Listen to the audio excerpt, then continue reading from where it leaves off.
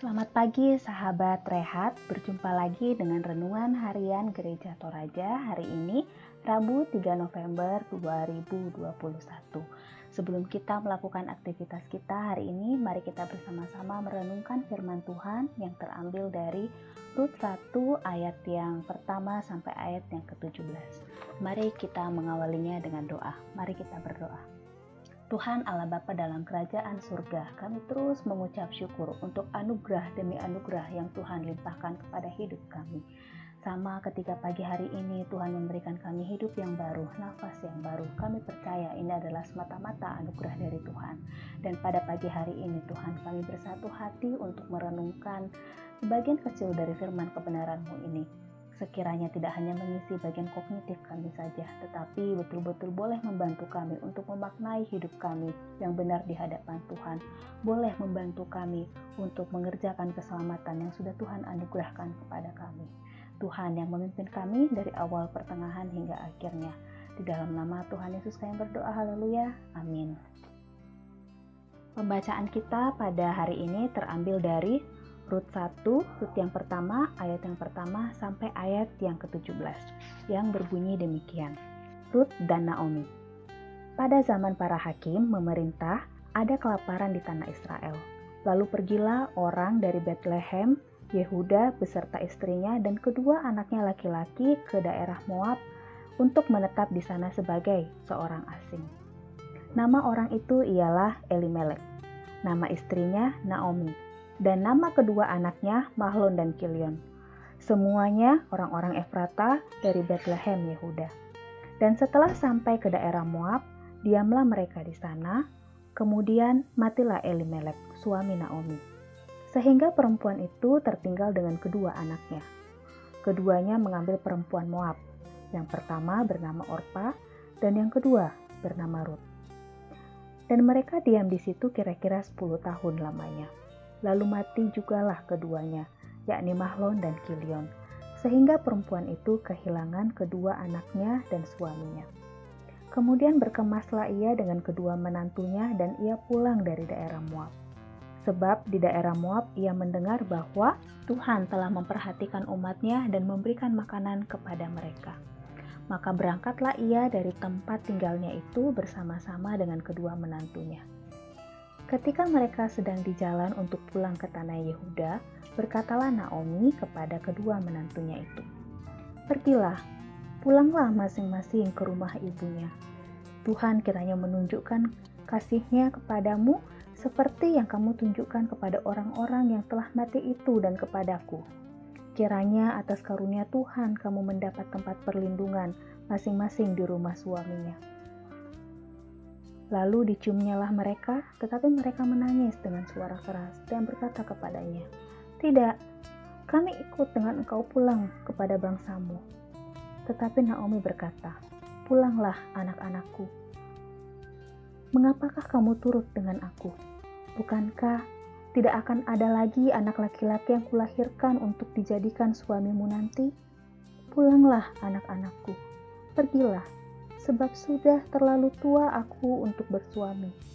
Seandainya pikirku, ada harapan bagiku, dan sekalipun malam ini aku bersuami, bahkan sekalipun aku masih melahirkan anak laki-laki. Masakan kamu menanti sampai mereka dewasa? Masakan karena itu kamu harus menahan diri dan tidak bersuami? Janganlah kiranya demikian anak-anakku. Bukankah jauh lebih pahit yang aku alami daripada kamu, sebab tangan Tuhan teracung terhadap aku." Menangis pula mereka dengan suara keras, lalu Orpa mencium mertuanya itu minta diri, tetapi Rut tetap berpaut padanya. Berkatalah Naomi, "Telah pulang iparmu kepada bangsanya dan kepada para allahnya. Pulanglah mengikuti iparmu itu."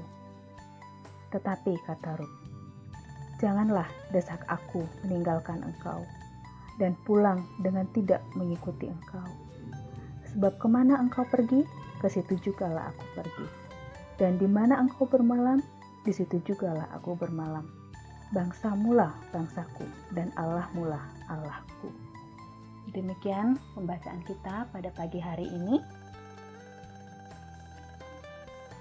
Pembacaan firman Tuhan pagi hari ini disimpulkan dalam sebuah tema kesetiaan yang tak pudar. Kamamaliran tang malusa. Seberapa lama kita mempertahankan kesetiaan jika hal yang kita harapkan cenderung tidak lagi memberikan harapan? Sebuah pertanyaan yang menarik. Sama dengan perikop ini menjelaskan 3 orang perempuan yang masing-masing menunjukkan pengambilan keputusan yang berbeda.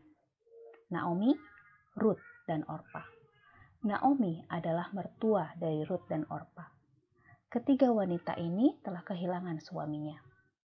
Dalam perjalanan hidupnya, Naomi ingin kembali ke negerinya, sehingga ia menyampaikan dengan kasih kepada Ruth dan Orpa yang adalah menantunya untuk kembali kepada keluarganya. Karena keadaan dan pertimbangan tertentu, Orpa akhirnya menerima saran Naomi. Sedangkan Ruth tetap bertahan bersama Naomi. Sekalipun kehidupan amatlah sulit, Ruth berkata kepada Naomi bahwa janganlah desak aku meninggalkan engkau dan pulang dengan tidak mengikuti engkau. Sebab kemana engkau pergi, ke situ jugalah aku pergi. Dan di mana engkau bermalam, di situ jugalah aku bermalam. Bangsamulah bangsaku, dan Allahmulah Allahku.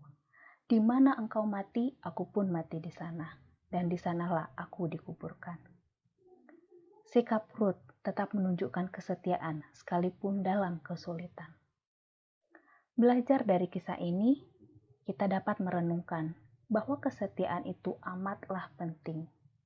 Ingat bahwa dalam kesetiaan kita kepada Tuhan, yakinlah bahwa Tuhan tidak pernah merancang hal yang buruk.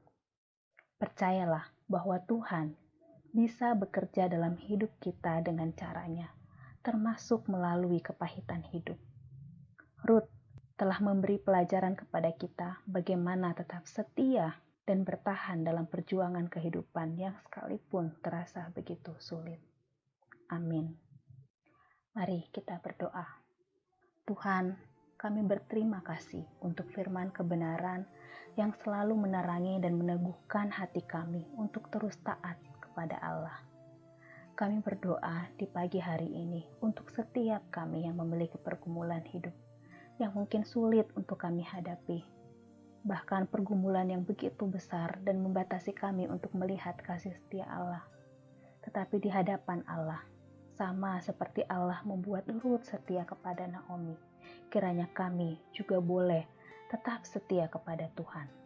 Meyakini Allah menjadi sumber harapan kami akan memberikan kekuatan dan jalan keluar yang mungkin tidak terpikirkan bagi kami untuk mengatasi setiap pergumulan kami.